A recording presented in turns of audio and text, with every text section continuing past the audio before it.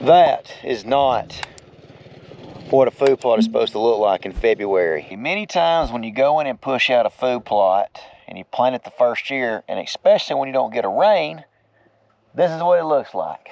Nothing there.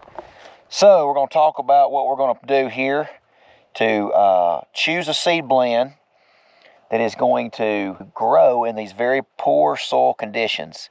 These conditions are sandy, they're very hard, you need a drought-tolerant seed, and so that's the three things that we're looking for. Let's talk about it. We got a fire lit.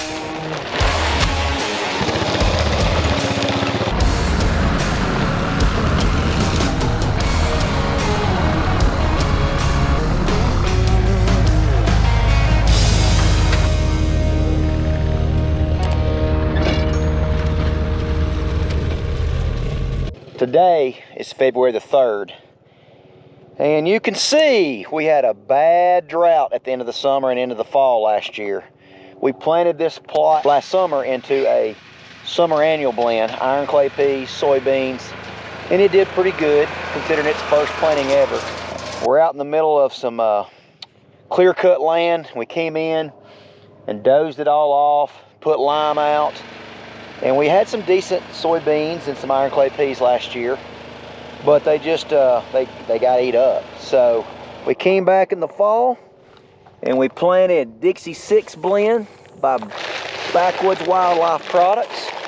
And it just didn't, it never got the rain to do well. So there's actually some ryegrass, Elbon rye that's in the Dixie 6 blend that's coming up. There's some wheat, some oats. We've even seen a few Austrian winter peas that's in that blend, but it just didn't do well. So we're out here February 3rd. Deer season is still in, but we are doing everything we can to get this plot rolling, this farm rolling for next year. I just can't stand the way this looks any longer. So what we have here is we have, you know, pretty much a ridge top field out in the middle of the open where there's sun, there's wind. It's real sandy soil. All this runoff right here you can see, just sand. And so what we're doing is we have chosen a certain type of clover that we're going to try. It's supposed to grow 3 to 4 feet tall in very challenging conditions. A pH range of 4 to 8, which is crazy. It's supposed to be a very drought tolerant. But it is a summer annual. It's also a prolific reseeder. So what that means is it's going to seed real heavy, and then when it cools down again, it'll come back out. The idea is we're trying to grow this plot, and we're going to try to get it to grow to maturity. And then about the end of May, June time frame, we're going to come out here, we're going to put a summer annual. And we're going to choose a Backwoods Wildlife Products summer annual. Probably either Bachelor Pad or one of those blends that's got 4 or 5 different things in there. It's got some legumes. It's got something that's going to give you some height and some structure, such as Sudan grass or sorghum, grain sorghum. And then we'll do nothing with it. Maybe come in at the end of the year and mow it or knock it over. We won't disc it, and we'll let this seed, this clover that we're planting, this specific type of clover, it's not Ladino, it's not a red clover. It's a different type of clover that we're going to try. We're going to hold off on telling you the name of it because we're trying to see what it'll do first. It's kind of a test experiment plot. But it is February the 3rd. Some people think, man, that's too cool, too early in the year to plant clover. However, today, it's about 68, 70 degrees here in North Alabama. And we want to get this seed in the ground. It takes a long time to get to grow to maturity, about 120, 25 days. So we need it to grow well before it gets hot, because once it gets real hot, it'll kind of, you know, die off. And we've got to get the mature seed heads made before we get into that time of the year.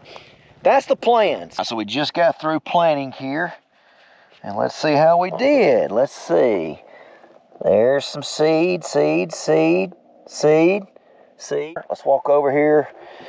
Let's go walk over here about another 20 yards and check it out. Make sure we got our seed very well dispersed. That's the goal.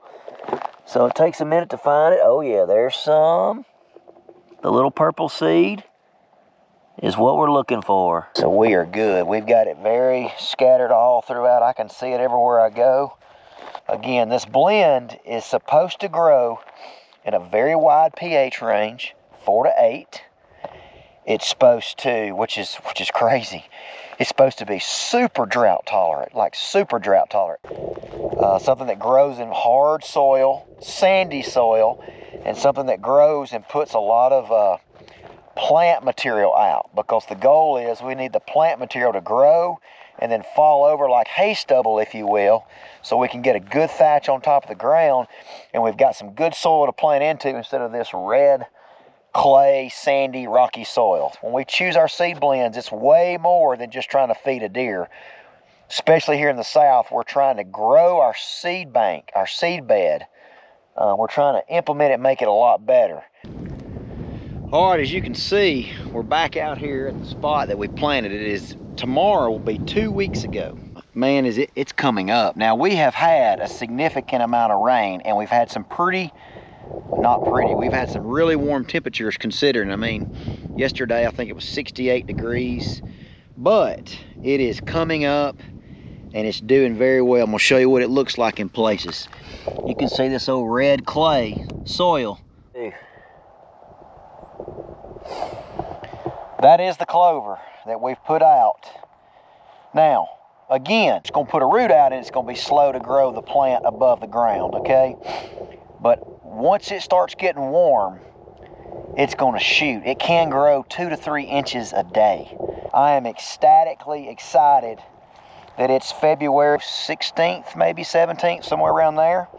And it's out of the ground, it's above it, it's above the soil, it's rooted, it's green, and now it's just gonna be taking on it's gonna be taking on sun.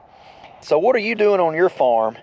Getting it ready this time of year, maybe a little bit later. A lot of people plant clover in March. That's fine. It's just my opinion that sometimes if you wait till mid-March, you're too late for the South. Just goes to show you, you can plant with literally minimal equipment.